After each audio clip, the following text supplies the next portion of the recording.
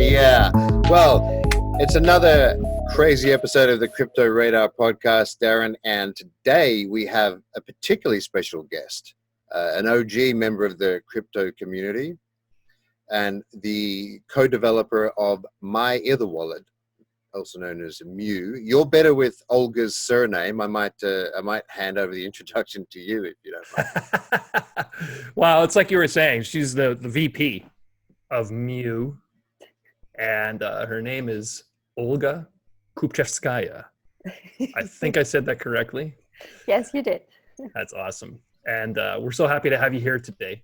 So we wanted to talk with you just what's going on in your world. And, first of all, I was curious about your meeting the founder of Mew, Kosala Hemachandra. Can you tell me a little bit about that? Because way back then, I think a lot of people were not even really knowing how to deal with Ethereum. Even developers couldn't really figure out how to store it and how to use it.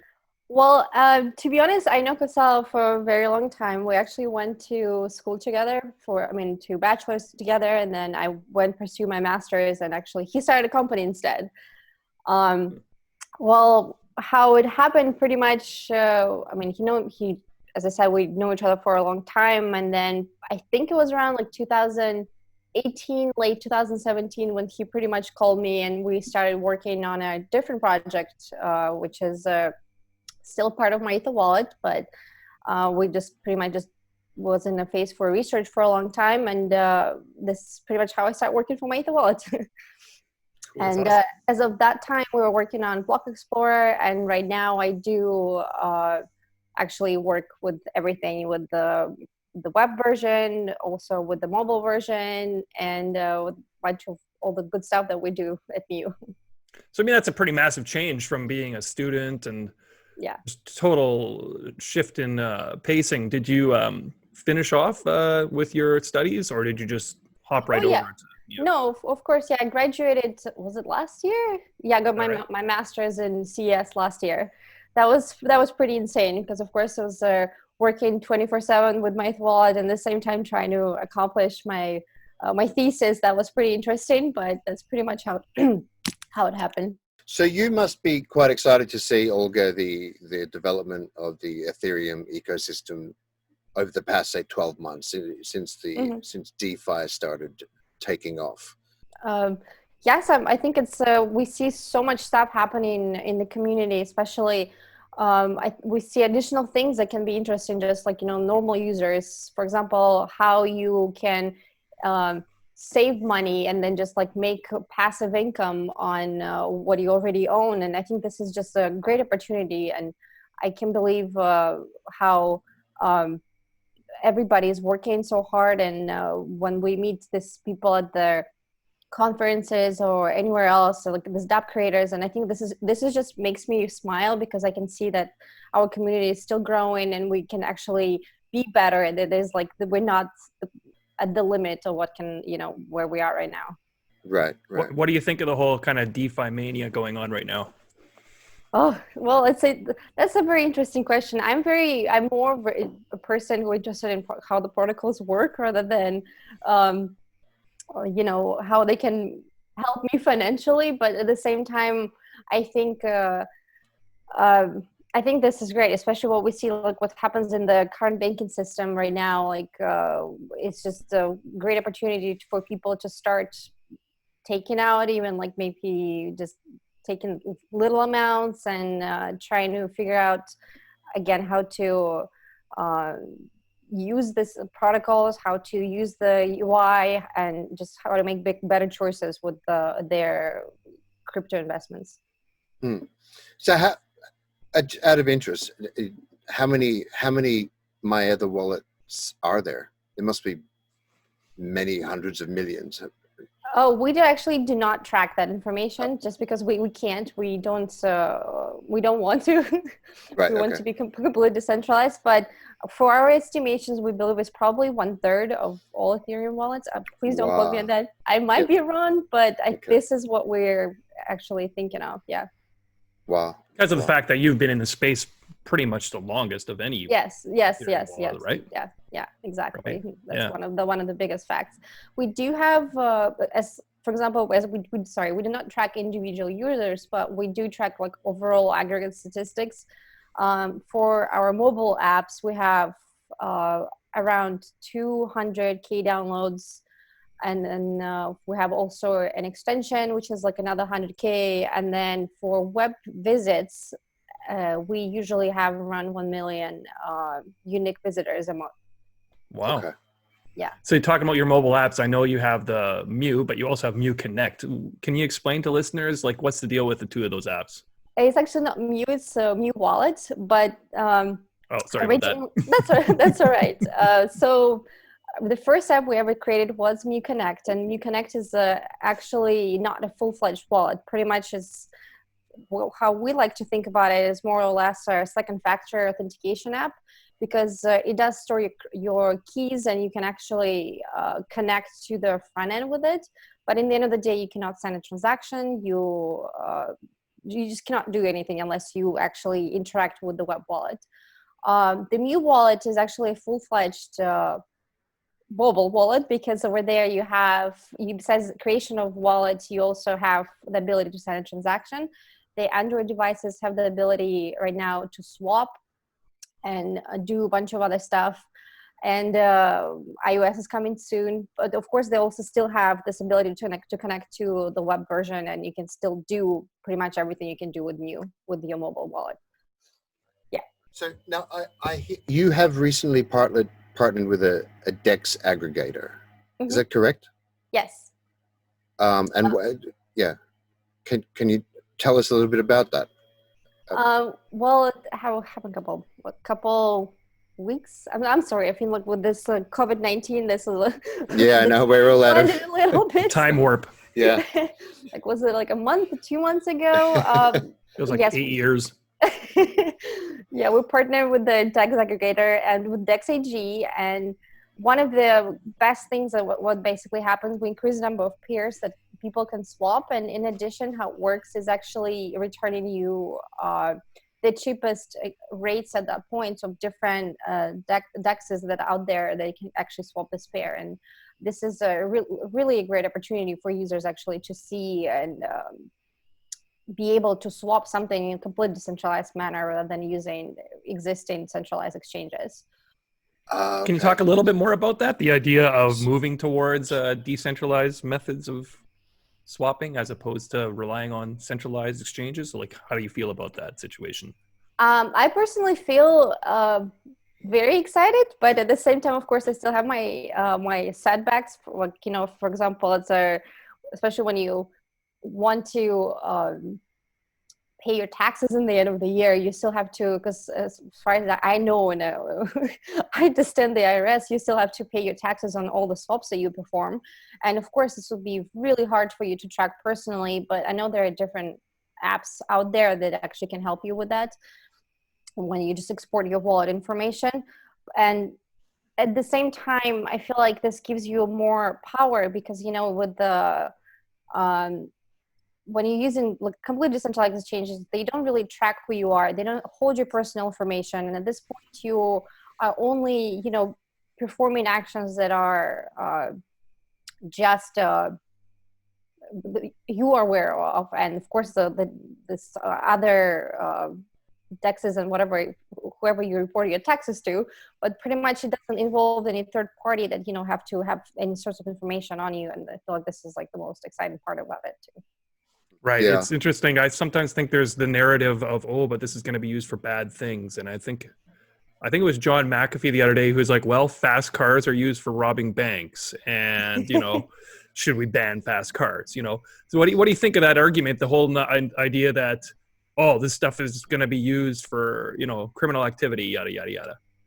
Well, to be honest, which stuff hasn't?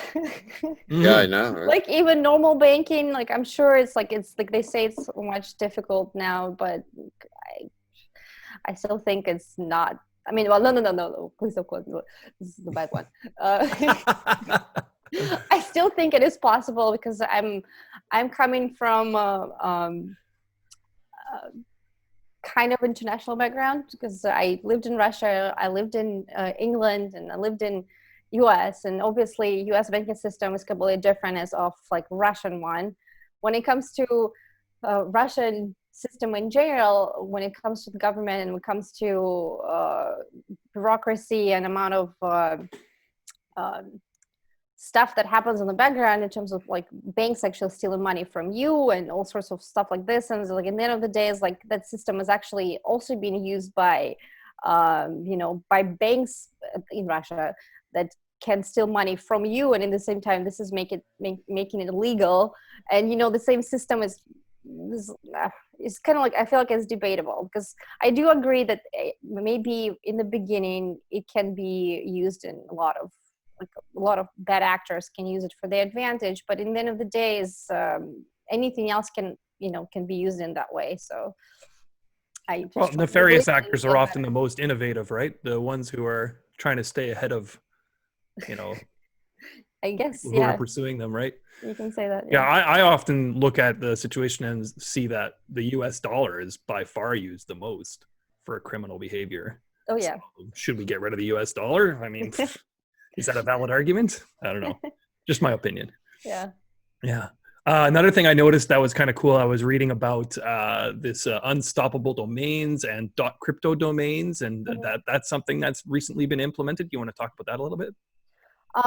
Yeah. So unstoppable domain is pretty much another Ethereum names, Ethereum domains out there that can be used instead of your address. And what we like to think is we would like to implement as many contracts and applications out there available on Ethereum for our users to use, because I think I said earlier, we have a huge number of users. We also are the people who offer the largest number of point of access, meaning that like a lot of DEXs or anything else out there, they do not have wallets. Sorry, not DEXs, wallets.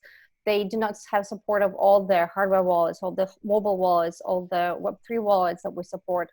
And at this point, when we integrated the unstoppable domain, it was exciting because now, everybody heard of .eth domains, but now of course there's crypto domains, and one of the benefits for them is no matter what is ENS domains, I know they expire after a certain time, and unstoppable domains, they don't. So basically, once you pay for it, you don't have to go back and renew pay any other fees to actually own it for another year.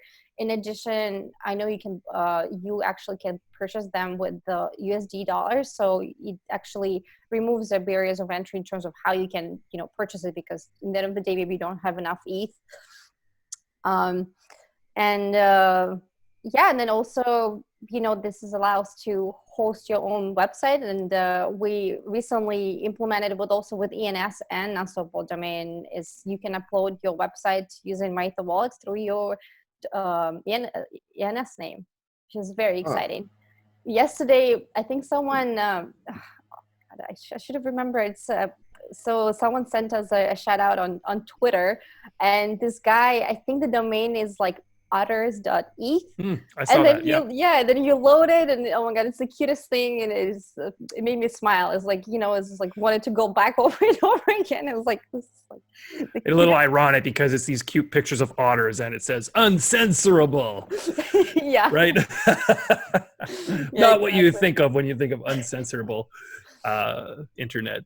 Yeah. But it is kind of in its early stages, right? I was kind of digging into it a little bit, and it talks about the fact that obviously you can't have the same kind of dynamic internet experience you do with, say, WordPress and no. Right? It's relative. The pages are basically static. Am I right?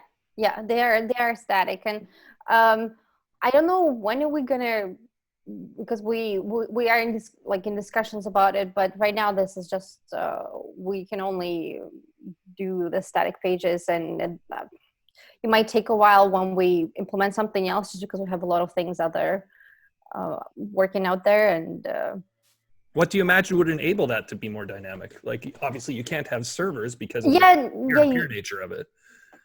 I guess you can't. I'm sorry.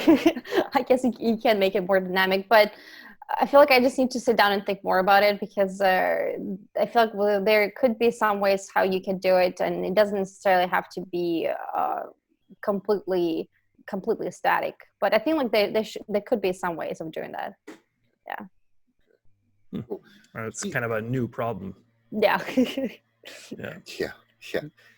Well, I think I was reading about, the old Dunning-Kruger effect, where people who are new to something, they are overconfident, but people who are experts, they realize there's still so much more to learn. Oh my God. Tend to underestimate their abilities when they're really the ones that are the experts. Well, I kind of agree with you on this, because I don't know how many years I've been in. 3, 4. I'm a little lost that day, but like, the point is I'm still feel like an what's the word? Office? No, the outsider, and there's so much Okay. things like someone else would be talking about, and I feel like I have the tendency specifically is I'm interested in everything, and I cannot specialize in one thing. Is like yes, I'm interested in scalability. Like my thesis was on Ethereum scalability, but at the same time, I am very interested in user research and whether or not it's applicable. And there's just like, oh, there's a new dApp out there, and there's this, that. And it feels like it's never ending. Yeah, right. But because of your expertise, I think you see a much bigger picture, right? Maybe, yeah, probably. Yeah, you can say that. Yeah. So you wrote a thesis on Ethereum scalability. Yeah. Okay. Oh yeah. And yeah, sorry. So because this has been an issue with the Ethereum network, Mm-hmm. what were your findings? I'm interested in what were you. Oh, well, that's, I think master's thesis are different from a doctor's thesis. Their doctor's thesis are usually more precise and more broad, more In depth. More in depth, exactly. That's the word I was looking for. And with mine is the whole point was I did it was like 2 years ago now. It was on wow, I'm having a brain freeze right now. That's okay. Darren has them all the time. Basically permanent brain freeze. I did write about basically different scalability solutions out there, and one of the things is, of course, a lot of things that I guess right now it wasn't like I can't say that my findings are applicable to ETH 2.0 for sure, because I did do a lot of stuff on staking, but at the same time, my protocols that were written out, they were not really the precise one, and a lot of the times what I discovered, which is pretty obvious right now, is once you increase the number of blocks, and just to make it mine faster, there was also a possibility of increasing the number of uncles, and which is not necessarily a good thing, because the network can be not exactly safe at that moment. And there were stuff like this. That's interesting, because I did it and I kind of forgot about it, because we do talk about it like at work sometimes, but not very in depth. And then talking about it like 2 years, a year later, I'm like, oh, I can't remember what exactly I did or what I was doing for an entire year. Sorry. No, I didn't mean to put you on the spot at all. What do you think of all the delays? I've been touting, Paul knows this, since the Bitcoin halving, I've been saying the story for the next significant period of time following Bitcoin's halving is going to be all about Ethereum and Ethereum 2.0. And my prediction is that Ethereum's dominance is going to get back up to, say, 20% or so within a year's time. What do you think of these delays that we're seeing? Like, for example, they talked about sharding, and then they kind of reduced how many shards and that kind of talk. The thing is, I'm excited about these 2.0, and I really want this to happen. But at the same time, I still have so many questions in terms of how we're going to even do this migration in the end. And one of the things is, yesterday, I think I was reading, 2 days ago, I was reading an article, and just brought up a very simple question in my head is what all the miners going to do, who invested millions of dollars to have this mining equipment, and now all of a sudden they just don't need it. Yeah, my prediction was they were all going to start mining Ravencoin. Yeah, I mean, absolutely, they could start mining something else. They're gonna go mine something else, right? Realistically. Yeah, and then what happens to the, who's gonna stake? And also, of course, you do need like at least 32 ETH at this moment. And one of the things is I also read recently was the idea that miners actually started to hoard ETH now, which is very interesting. Like in the next couple of days, weeks maybe, like the overall balance increased by like 30% or 40% of actually what you constantly hold on this address, which is an interesting notion. But at the same time, in terms of like my perspective with the delays, I would rather it to happen slowly than faster, because as far as I'm aware now, please correct me if I'm wrong, is there's not exactly a full bridge that will transit you from Ethereum to 2.0 as of right now, that's completely functional and completely safe. In addition to this, there's definitely not a bridge that will go back from ETH 2.0 to the ETH. Right. And this also brings a lot of questions in terms of, well, what happens if a chain, there's like a major vulnerability on the ETH 2.0 chain, like how do you migrate back? And that's why I feel like maybe, I mean, I know there's very smart people out there trying to answer all these questions, but it's just like I would rather make it happen slow and fast, because in the end of the day, we are talking about millions of users. I think it's around like 30 million users just for Ethereum, and it's a very scary thing, like thought to do, if you just create something and not make it work. Yeah. My impression was it's going to be a good year, at least maybe two, of the two chains kind of running alongside each other. And basically what I was reading was ETH1 will basically become the first shard. Well, that's interesting, because I feel like I personally need to read a little more on that part, because I feel like I do understand it, but at the same time I don't. And again, that's maybe again, this is what like my question is, like how clear on what happens to the ETH, because I heard someone, this is just going to be like another shard, or everybody just migrate from this chain to another, and then like, well.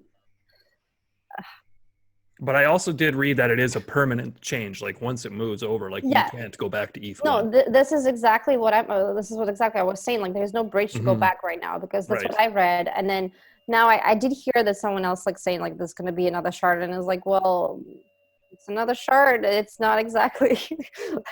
I don't know. I'm seriously. It's just like there's a lot of questions that I needs to be answered in my part, and I feel like exactly one of the things is. What maybe I'm worried is, again, adoption of people in general of using this chain, and it's just as of right now would be a scary thing to do, especially how am I going to explain the user you need to migrate to this chain, you don't really need to do anything, but there's different gas situations out there and this is like, especially dealing with our users, I know it's because we have a lot of newbies. We have people who just want to try what the crypto is. They want to try and learn about Ethereum or stuff like this. And like a lot of them, we have users who doesn't want to like pay for gas or transfer any money. And then it's just like, I feel like this is what scares me is how we're going to actually migrate there. And I would rather help make it slow process. What are you excited about with the whole move? I mean, is there things you're kind of looking forward to with it? Well, yeah, I mean, first of all, the idea that it's going to be more scalable than the original chain and we can send transactions faster and stuff like this. But as far as I understand right now, for example, is the idea of tipping the miners is very interesting to me. And I don't, I think it's a very, very cool idea because, the gas fees will be very little, but at the same time, like maybe for me it's exciting because I understand it's like, well, yeah, someone else is doing the work and they don't really get paid as much as before, and now I have to tip them to actually appreciate what they're doing. But maybe it's exciting for me, but there's someone else out there who just doesn't want to do that, and it might be an interesting situation when, again, migration happens. Yeah. Well, and in the meantime, you've got this difficulty bomb ticking away. What do you think of, what's the timeline for that? I don't remember. Like, can you talk about the difficulty bomb a little bit for listeners? Explain what that means. Oh yeah. Oh God, I can't. So difficulty bomb, basically what happens is it's over time is getting more difficult and it takes longer to mine blocks. The idea was to actually by that time to migrate to a different chain and introduction of faster transaction and block mining. That's pretty much it. Did I explain it correctly? Oh my God, I feel like I lost myself when I was talking about that. That was pretty good. I think the gist of it, and correct me if I'm wrong, is that over the course of time, it'll become so difficult to mine that it won't be worth it anymore. Yeah. At which point in time, staking kind of picks up the slack.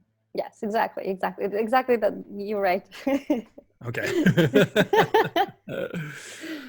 So can you talk to us a little bit more about what's going on in the world of developing the mobile apps with MyEtherWallet and all the stuff going on in that ecosystem?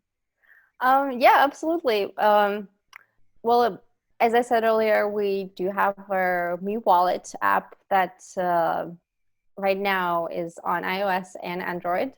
Android has the swap functionality, and we're actually very excited because I know the swaps are going to come to iOS app soon, and you can do it directly from your phone, but already you can do this from if you connect your app to the wallet. I feel like one of the interesting notions, what I've seen recently, is this idea that basically if you are a dApp, you can exist on an Android phone, but there is a lot of difficulties on putting it in iOS because the Apple just doesn't.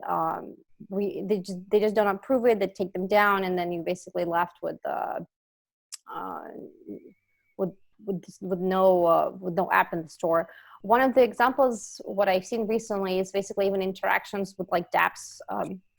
I completely forgot what the app name was, but basically they had to take down their dApp center because they could no longer connect directly because iOS just was not approving it. And now they cannot connect to the other dApps through their phone. It was kind of like a sad moment in the end of the day. Of course, there are like tons of protocols out there, but I feel like there's still this block on Apple side. They just don't want to expose users.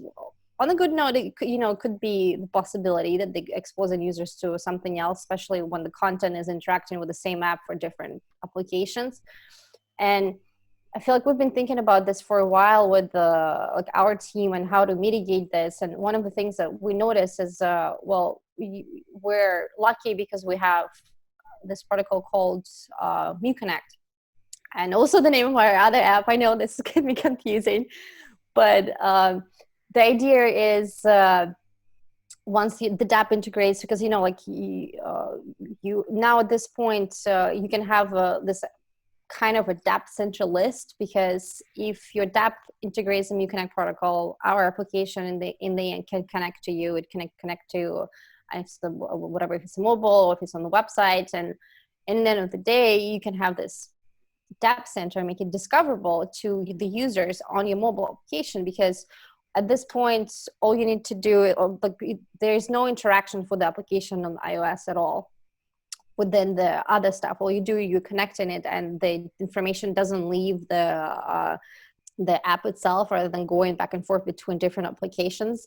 Right, and okay. This is what this is what iOS hates about this sort of things. And the idea of making it discoverable to the users is very important, because there are tons of stuff out there. We have 3, 4, maybe more dApps integrated on the website, but I know there's tons of users still don't know they exist there. And one of obviously the problems there, because maybe we didn't explain them at the same time, but we also didn't expose them right to this idea that there are different things out there that you can do besides swapping and hodling and doing whatever the normal stuff you do with ETH. And I feel like with mobile, it's going to be such a great opportunity to expose your applications and to just with a simple way of having this like dApp center that's like, hey, by the way, you have, you can interact with all these dApps on the mobile device, just scan QR code and you're good to go. And I feel like this is just a great thing. And one day we will be there when we have this applications and just interaction with each other very easy and mobile and web. Right. Well, it's kind of like the early days of the internet. I've said this to Paul before too, right? Like it used to be if you were looking up a website address, you had to type in a big long number or whatever. And then eventually got to a point where it was a recognizable name or whatever. And, eventually I think with a lot of stuff we're doing, you won't even know that it's running on Ethereum or blockchain or whatever. Oh yeah. Yeah. That's a ways off though, I think. Hopefully we'll get there in 10 years. 10 years. 10 years Yeah. maximum. Right. That's Olga's DNFA. Definitely not financial advice. She's saying 10 years. We'll place a bet on that. Well, what are we betting? Tron or Verge? What are we betting, Paul? We have an ongoing joke where we bet in. I'll put my 8 trillion Verge coins on that. Okay. So Olga, I have a question. This may sound like an idiot's kind of question, but would you call yourself an Ethereum maximalist? Do you think of yourself as like that, or do you have I think I am. Yeah, okay. But I'm not sure. Not sure. It's interesting because I strongly believe and bet that Ethereum will survive, and this will be the only chain standing. Okay. Reason for this is because first of all, we have great adoption in terms of like the amount of users out there and how it works. We have smart contracts. We have great people who are building so many applications on this chain. So it's not just that easy to abandon and people stop using it. But I still feel like the some lingering love for Bitcoin change because it's first and stuff like this. But I think I strongly believe in at MyEtherWallet, we do believe that Ethereum will be one and only. Right. Cool. Yeah. So not to start a big argument, but what do you think of Bitcoin in that whole scene? Where is it in 10 years? Oh, I think it will be there, but it's not as big. No, it's just from an economic perspective, I believe it still will be there. Because this is again the first chain. This is the value that's actually higher than Ethereum, and there's definitely more users out there. And I know they're working on scalability solutions for their chain, and it will happen. But I feel like Ethereum has more opportunity to grow and develop as a software rather than Bitcoin, because it is mature, more or less, not mature, but it's more or less matured enough to the point when it's getting difficult to make specific decisions and changes to the protocol, while Ethereum is still kind of young and we get in there. Well, and if you look at Bitcoin's dominance in the market, we tend to compare it just to Ethereum. But if you took Ethereum, all of its tokens, all of the DeFi, and you put that all together, it's pretty darn close to Bitcoin in terms of the whole market share. No, that's true. That's completely true. Like, I agree with you. Actually, interesting. I haven't thought about it this way because I was like, oh, Ether and Bitcoin. I mean, well, I think it would be interesting in general because I know there's some thoughts that people are saying that U.S. government is trying to consider Ethereum Ether as a security, and I feel like at that point that will be a complete game changer. But I hope that doesn't happen yet or soon. Can you talk about what that means for it? Well, does anybody understand security tokens fully? That's my question. Yeah, no, I don't think Jay Clayton even understands what the SEC is. I mean, it is interesting. It's like I feel like a couple of years ago I was in this security tokens panel, and I'm sitting there, and there's like this people exchanges, and I'm like, what? First of all, I mean, like centralized, like people who actually take your securities, and then like they register you, they do this, and I'm sitting there, I'm like the wallets, and I realized that a lot of these people, I literally have no idea what to tell them because they just expect different answers from me. Like I don't know if you. First of all, I mean, I can tell you if you cannot send your token is because it's, there is a block in your contract, blah, blah, blah, blah. But I cannot give you advice how to do it because you probably have to contact someone else. And this is just like opened my eyes in like such an interesting world of how the government can control your your digital basically bytes of code that you particularly own, that you put a number, like, you put your name on it. And I think this is interesting in terms of the Ether. Like, I understand why they would probably want to do it. It's probably easier for like taxes or whatever you're doing it in that point. But I believe it shouldn't be a security because it would make, like, I guess, like, I mean, I get why, like, you want to register it, especially if you're staking and you're earning interest on it, like in your 32 ETH in the long run, then yes, it is I guess this is a security, but I don't think it is. And I don't know, securities make me feel like cringe and scary. You talked about having 32 Ethereum for staking. I was reading that there are proposals of staking pools where you could join with any amount of Ethereum. Yes, I think I did hear this. I feel like there's still a limit of how much you need to have. And, obviously, like,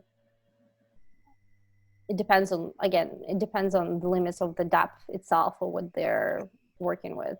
Right. They're not going to allow you to just put like 2 Gwei in there or something. Yeah. Yeah. Paul, do we want to go on to our definitely not financial advice? You want to start off our, you always do a nice little jingle when we do that. Okay, that'd be good. I mean, I think, and Olga will walk you through this, but we do this. Dun, dun, dun, dun, dun, dun, dun, dun, it's DNFY segment. DNFY? DNFY. Definitely not financial advice. Definitely not financial advice. So Olga, every episode we do a little prediction, and we bet.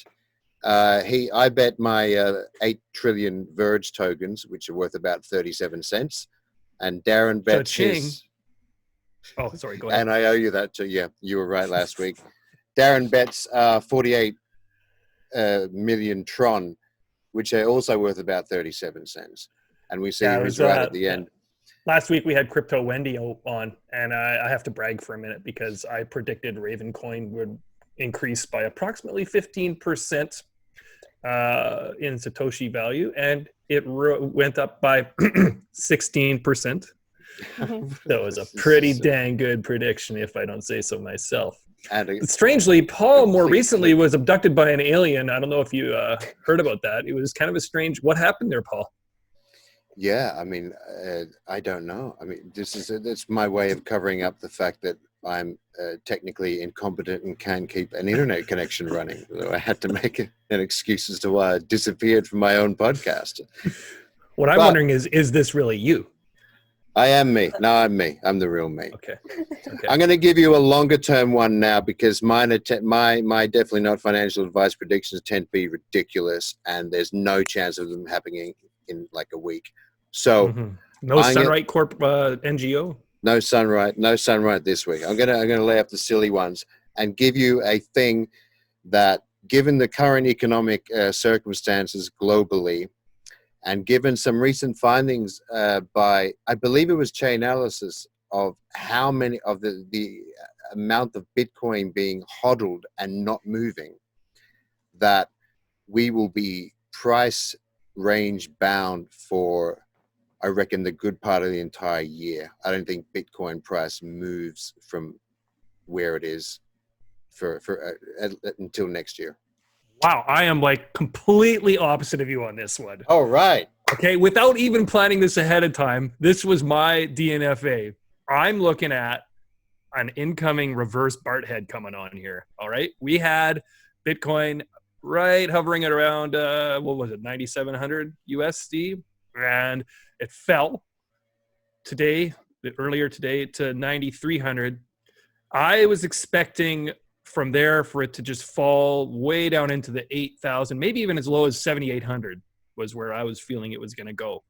But it's kind of bouncing right now, right off of 9.3, which 93. We'll see if it holds. If it holds there, that's like super bullish to me. If it holds above 9K, I'm saying we're looking at a couple of days consolidation here. and we're going to go reverse Bard head and break through. I'm saying in about a week's time, we're at like 12K, man. Whoa. All right. We have an actual This bet. is definitely not financial advice. You're definitely not financial advice. That's the name of the segment. Do your own research. Do your own research. Yes. So can What do we you put think, you on the Olga? spot, Olga? And you, can you make a prediction about anything? We're not betting real money, just Tron. Okay. Please don't. This is definitely not a financial advice. Yeah.